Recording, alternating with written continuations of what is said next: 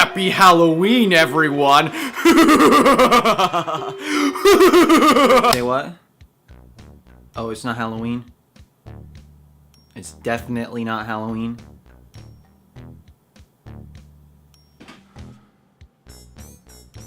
Oh. Hey everybody, and welcome to my next video, this time on creepy theories in video games. Oh, wait, we already did that. Sorry. Anyways, you probably already know what I'm referring to. We're talking about fan theories that explain certain aspects of a game that you probably haven't thought about before, and they just so happen to be creepy. And before we get started, I want to quickly explain two things. First, I'm going to be taking on the role of the believer trying to convince you of each of these theories. And second... What was the second one? And two, I'm going to be operating under the assumption that you've played these games before, so there's gonna be a lot of spoilers. Not limited to or including the ending of some games. So without any further ado, let's do it. Top 5 creepy theories in video games!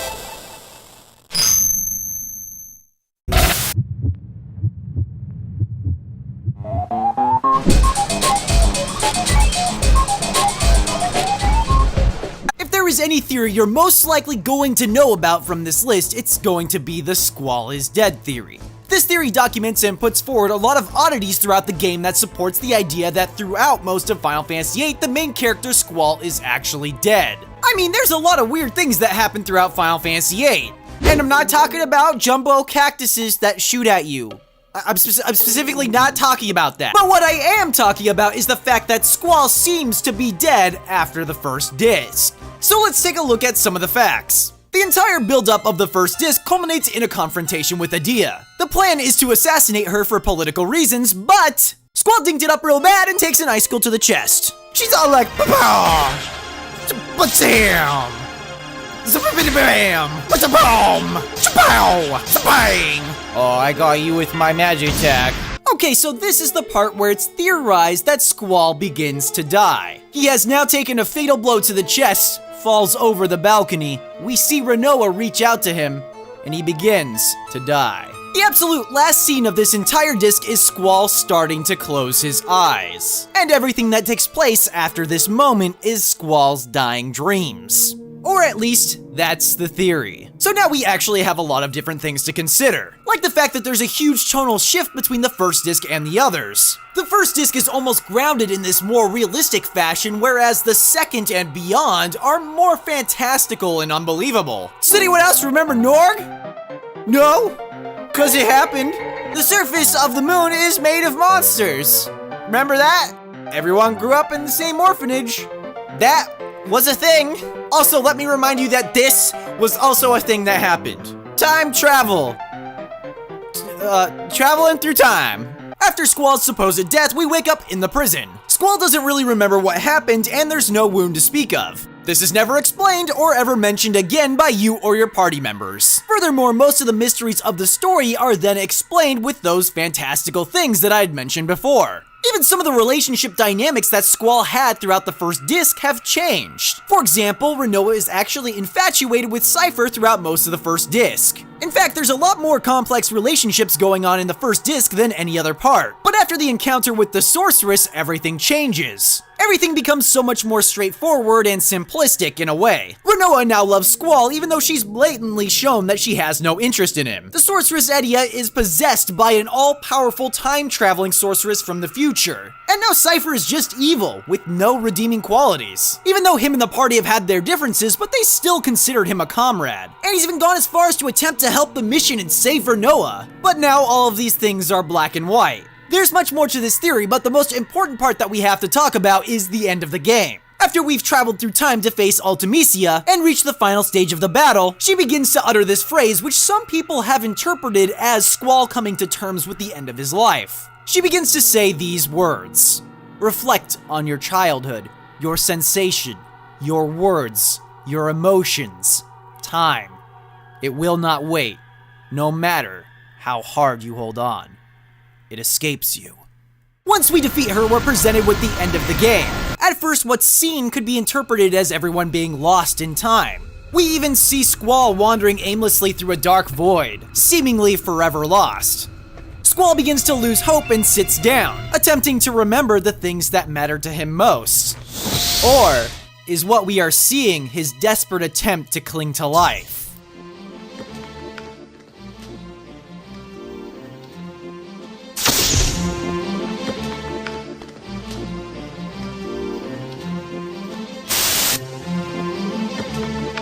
What we see can't really be explained. It's one of the trippiest endings to a Final Fantasy game ever created. What we can glimpse, however, are certain key things. Like the fact that Squall seems to finally remember the events at the end of Disc 1.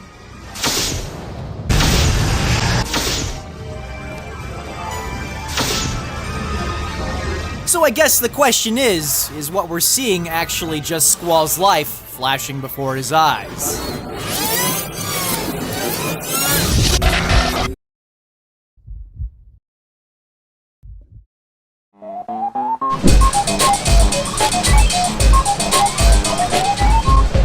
Okay, so Mass Effect has to be one of the greatest sci-fi series of games ever made. This series easily makes my top 10 favorite games of all time list. And a lot of that, besides the great gameplay, has to do with the fact that you can make decisions that affect the rest of the game. Well, that and custom characters. I'm Commander Shepard, and I see everything. Just the sheer amount of things that are altered by your decisions throughout the game is mind-boggling and crazy. Well, that is until, you got to the end. And then it got dumb. I mean, when I saw that ending for the first time, I was fuming. You couldn't stop me from going to the internet and posting a stupid video that's still up there today that was about the ending of this game. I mean, I was basically like... And then I was like...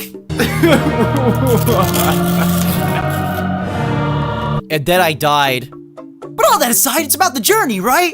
I mean, not the destination. I mean, you know that famous quote by Ralph Waldo Emerson. Life is a journey, not a destination. So basically what I just said. Okay, let's not get hung up on that, but we do have to talk about the ending because it's really important to this theory. So let me set the mood. It's 2012 and everyone's freaking pissed off that the ending is not everything they wanted it to be. So everyone starts digging a little bit deeper, searching for hidden meaning because everything as it is just doesn't sit right. There has to be more. There has to be a reason they did this, right? This is when some of the more unique theories about the game's ending started to come to fruition, which one of the most viable and subsequently creepy theories happens to be indoctrination theory. This theory postulates that Shepard has very slowly been indoctrinated over the course of the 3 games in the trilogy, that because of this he no longer has full control over his mind, and in turn proposes that near the end of the series your decisions might be clouded and veiled under this supposed mind control, and that therefore you, the player, by extension, have also been affected.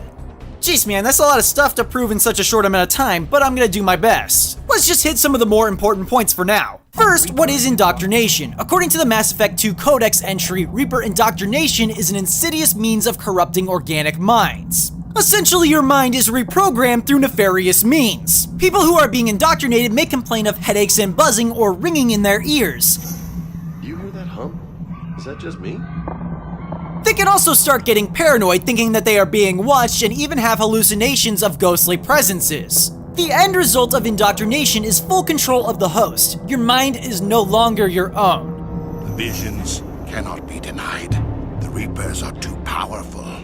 The only hope of survival is to join with them. It's also a key point that if rapid indoctrination is used, it can burn out the host almost completely in a matter of days or weeks. Assuming control.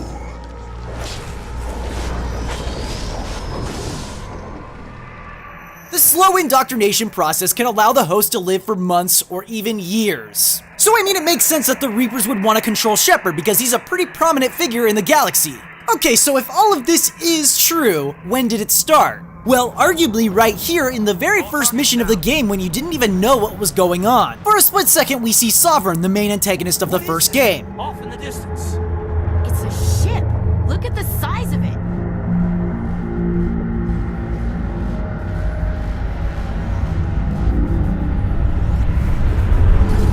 Only for a brief moment, but it's still first contact. And this is an important distinction because of the way indoctrination works. Again from the Codex entry, quote, reprogramming the brain through physical and psychological conditioning using electromagnetic fields, infrasonic and ultrasonic noise, and other subliminal methods. So essentially this is the type of thing that could happen to you and you wouldn't even know it was going on.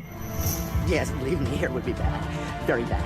It's too small amount of noise. Just go away. Whispering is loud, you know?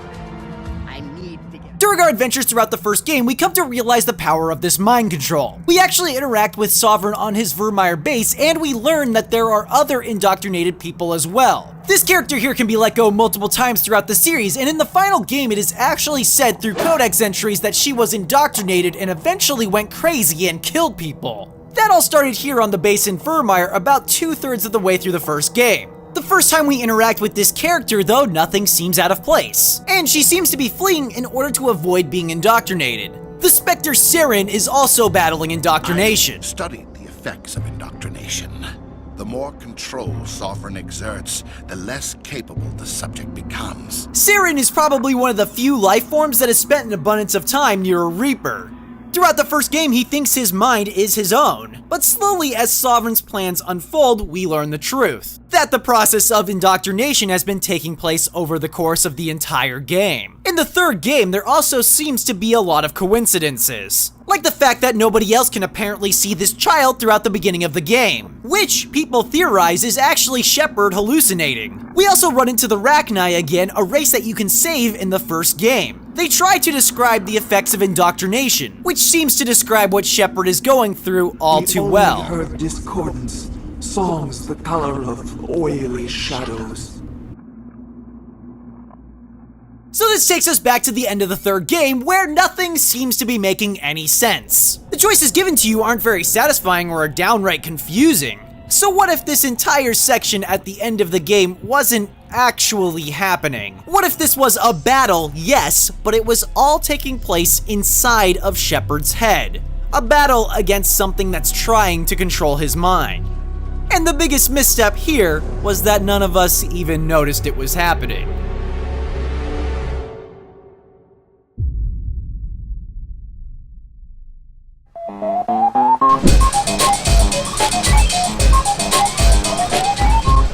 Portal has to be one of the most memorable games of the past decade. In it, you take control of the silent protagonist Chell, who is a test subject at the company Aperture Science under the watchful gaze of the mischievous and witty GLaDOS, who's in control of the facility and is responsible for running all the tests. Throughout the entire game, your only interaction is with GLaDOS, unless you count your lonely interactions with yourself through the portals. And I definitely don't. Da-da-da-da. Da-da-da-da-da-da-da. Well, I guess you could argue that once you reach the latter half of the game, you begin to interact passively with a character known as the Ratman, who's important to the theory, but we'll get there. So throughout most of the game, your only true interaction is with GLaDOS. The only other things we interact with are objects throughout the facility, which are limited to Aperture Science weighted storage cubes, and later a variant of that cube called the Companion Cube. It's said that the companion cubes were made to test emotional stress by having the test subjects become attached and develop affection for the cube. Then after that, have them destroy it. But what if there was a more intricate reason as to why GLaDOS has us destroy these cubes? What if there was a secret behind them that was more morbid than you originally thought? What if the companion cubes actually had the remains of people within them? Now, this might not be news to you if you frequented game theory the past few years, but let's take a look at some of the evidence presented to us. Throughout our playthrough of the two games, GLaDOS lies and insults us all the time. Remember before when I was talking about smelly garbage standing around being useless? That was a metaphor. I was actually talking about you. In fact, it's kind of our main thing. Mystery and misdirection are kind of an overarching theme throughout the games. And they definitely go to great lengths to make it known that we can't trust what GLaDOS has to say. So it's all the more intriguing when we listen to what she has to say about companion cubes. This weighted companion cube will accompany you through the test chamber. Please take care of it. The symptoms most commonly produced by enrichment center testing are superstition, perceiving inanimate objects as alive, and hallucinations. The enrichment center reminds you that the weighted companion cube will never threaten to stab you and, in fact, cannot speak. The enrichment center reminds you that the weighted companion cube cannot speak. In the event that the weighted companion cube does speak, the Enrichment Center urges you to disregard its advice. If we take what she has to say at face value, then there's nothing out of the ordinary going on. But since we've established that she's a liar who doesn't even give you promised cake, and instead tries to murder you in a fire, I think it's all the more interesting that she describes them in some way that indicates that maybe they're alive. That maybe they could perhaps even talk, if given the chance. Then in Portal 2, we are told that there are warehouses full of the things and that the companion cubes are indeed sentient. So I guess now we don't really know. Every test chamber is equipped with an emancipation grill at its exit, so that test subjects cannot smuggle test objects out of the test area. This one is broken. Don't take anything with you. I think that one was about to say, I love you. They are sentient, of course. We just have a lot of them. GLaDOS repeatedly tells us that they cannot speak, and if they do, we should disregard it completely. This can all technically be construed as psychological if you did happen to hear a companion cube speak. But as it turns out, we actually know of a character that has spoken to a companion cube before. In the Portal 2 comics, there's a character known as the Ratman, who just so happens to be the character we begin to notice more and more throughout the first game. You can find his little shelters from GLaDOS behind the walls in certain areas. He scrawled messages all over, which at first glance makes whoever this character is appear insane. But of course, we're not exactly sure of that. In the comics, we find out that this character is the reason Chell is the current test subject. We also see him trying to escape Aperture Science with a companion cube that can talk. Is it a hallucination or is he crazy? It's hard to say. However, when we take a closer look at his little hideouts in the original Portal, we can pretty distinctly see that he wholeheartedly believes that the companion cubes can talk. He's also plastered images of the cube all over the faces of ex-employees and friends. Ratman is honestly the only true companion we have throughout the game, and you don't even physically interact with him. It's clear that he wants to help, even risking his own life to try to help Chell. So is there actually some bigger mystery behind everything? In fact, I find that it's now extra curious that in Portal 2, when you first find the companion cube, if you listen closely, you can actually hear music coming from within.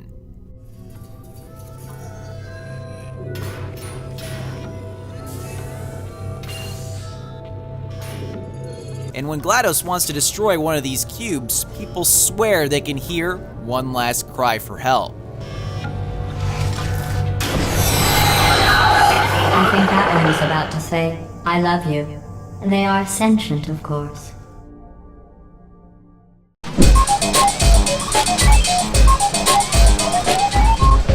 Kirby has always been one of my favorite game series ever since Kirby Superstar. In all of his games, you play as the namesake, Kirby, the pink lovable ball of fluff. As you platform through a variety of levels, suck up your enemies and get their abilities, and let's not forget eating lots of food. Nintendo has never strayed too far from this original formula, unless you're talking about one of the puzzle games or, mini golf? What? And considering that the series is so cute and cuddly, it's all the more intriguing that there could possibly be something creepy hidden within. So what if there was something dark going on in this universe? What if this world wasn't all it seemed to be? What if these games take place all in a post-apocalyptic Earth setting? What? Well, most of these games don't necessarily all take place on the same planet. We know that from Kirby Superstar and Crystal Shards. I mean, Kirby is often seen throughout the story hopping from planet to planet. But what if in a timeline-specific setting, everything that happens to Kirby happens after the apocalypse on Earth? I mean, that would be pretty dark. So let's go ahead and look at some of the facts. In the game Kirby Crystal Shards, we go from planet to planet like we mentioned before. Each subsequent planet that we visit throughout the progression has a different theme. The first planet, Planet Popstar, is what you'd expect to see from an introductory level. Lots of bright, colorful, foresty stages filled to the brim with cute stuff. Then we move on to Planet Rockstar. Ha! Good one, Nintendo. Good one. Planet Rockstar consists mainly of desert and ruins, almost like you're going on some sort of Indiana Jones archaeological adventure. Aquastar is...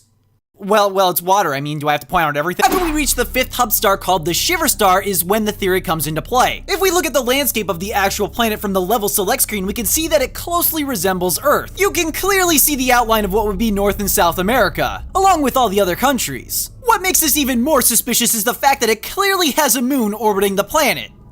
So remember, this planet is called Shiver Star. This is the ice world of the game. Every level that takes place outside is frozen and icy as far as the eye can see. I mean, speculation aside, when you're playing the game, everything seems so lighthearted as if nothing is wrong at all. This is the actual music that's playing right now. But if this is indeed planet Earth, what does all of this actually imply? Well, the short answer would be that something would have had to have happened to Earth to make it like this. Throughout most of the progression through this world, we go from seeing the outdoor landscapes completely snowed over, to the fluffy clouds that don't really solidify anything new. But then we get to these weird industrial levels that are still functioning, with conveyor belts and even a level that seems to be a sort of underground vault or hatch of some kind that you descend deeper and deeper into. Throughout the adventure through this vault, we see mainly robotic enemies, more conveyor belts, and even these strange pods that seem to be holding organic life. Now, if this is all actually Earth, the implications could be truly creepy for something as cute as a Kirby game. For one, it would mean that humans are likely extinct unless this right here is actually a human. It would imply that something would have had to have happened for the planet to freeze over. Is it perhaps something to do with the sun?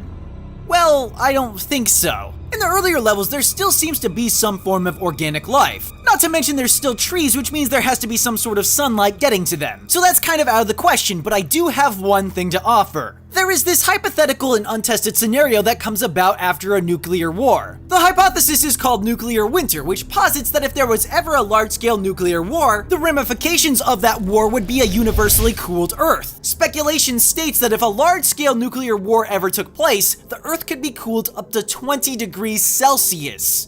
That's up to 68 degrees Fahrenheit. It'd be pretty dang hard for most things to survive through that. Well, except for maybe some of our machines and vaults and factories. But none of that stuff is ringing any bells.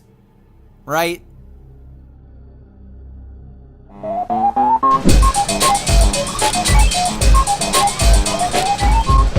It's always pretty fun to discover something on the creepier side in a lighthearted video game, and I can't think of a more lighthearted video game than Animal Crossing. If you haven't played it yet, it's essentially a life simulation game with quirky characters in a more laid-back tone. You catch bugs, fish, clean up lots of weeds, and decorate your house. You can also befriend all of your animal neighbors that live inside your town. They all have unique and distinct personalities, and they can move away at any time. Not exactly creepy by any means unless you, fear doing chores, I guess?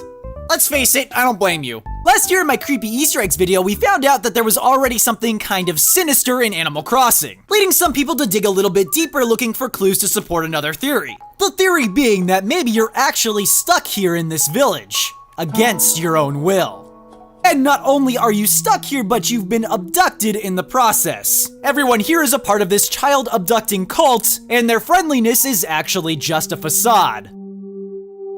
I mean, that sounds a little bit sinister for a game where you run around as a kid catching bugs. It's just not the first thing that comes to mind. But let's give it the benefit of the doubt and look at some of the facts. In Animal Crossing City Folk, the first thing you see when you take control of your character is that you're on a bus. We're not exactly sure how we got here. Realistically, it's never explained or mentioned again, and everyone operates under the same guise of us being excited to move to this new town. Well, I'll show him. Not really. I freaking got him. Speculation aside, it's not exactly hard evidence. There's more to this entire bus thing, but we'll get there in a second. First, let's take a look at what happens when you arrive in the town. For some inexplicable reason, everyone already knows that you were coming. You're then forced to choose a place to live, which accrues you massive debt. And let's be honest here, it's not exactly a looker. It honestly reminds me more of a prison cell than a house. Then the local store owner and debt collector Tom Nook forces you to work for him to pay off your debt. The mayor says weird things like, "Remember, Hammy, the eye of the mayor is always on you." Why'd you have to say that? Why'd you say that? Also, after being dropped off, the first guy I'm talking to is bullying me. I don't like it. Are you threatening me, Pee-wee? 'Cause I know where you live, man. Well, I mean, not yet. You know, 'cause I just got here. But I'll figure it out. So now I'm sitting here working off all of my debt for Tom Nook that I never wanted. As soon as I finish paying off my debt for my house, he just upgrades it automatically and gives me more debt. No thanks. Oh, you. What a joker. You really pull in the big bells. I know you do. Yes, you must be sorely dissatisfied with your house right now. So what color do you want your new roof to be? So now I just have to keep doing the same chores over and over, trying to get enough bells to pay off my debt. What's weirder is that you never encounter another human during this entire time, unless it's a player character that lives in your same village. Even going into the city, you never see another human character. And all of the human player characters arrived in the same way, on the bus. Okay, you never actually see any other players in the game unless they're other player characters. But that doesn't mean that they don't exist, because you obviously get letters from your mom. Or do you? Okay, so if you've been abducted into a weird culty village, would it be too much of a stretch to imagine that they are actually plagiarizing these letters in order to not only keep tabs on you, but manipulate you into staying here forever? How do we leave this village again? We can't? Oh. Alright, so the Hail Mary fact of this entire thing goes back to the bus. If for some reason you had no idea or were not paying close enough attention to detail, you would have noticed who was actually driving the bus. This character right here is known as Captain. At face value, he's a very laid-back guy, always singing songs and whistling. For some unexplained reason, he's always the guy who's in charge of transportation. Anything from boat rides and buses to taxis. That's not necessarily evil, I mean he's just doing a service. That is until you figure out what this character is actually based off of. You see, the character Captain is actually based off something called a kappa from Japanese folklore. On one end, they're known as mischievous troublemakers who play relatively innocent pranks. On the other side, though, they're known for certainly vicious actions, which include the drowning of people and animals, rape, and child abduction. Child abduction, huh? I would now like to be off this boat now, thank you. With all of this new information, we can now look back at our first bus ride to the village of Animal Crossing. It just kinda seems like everything's a bit off, doesn't it?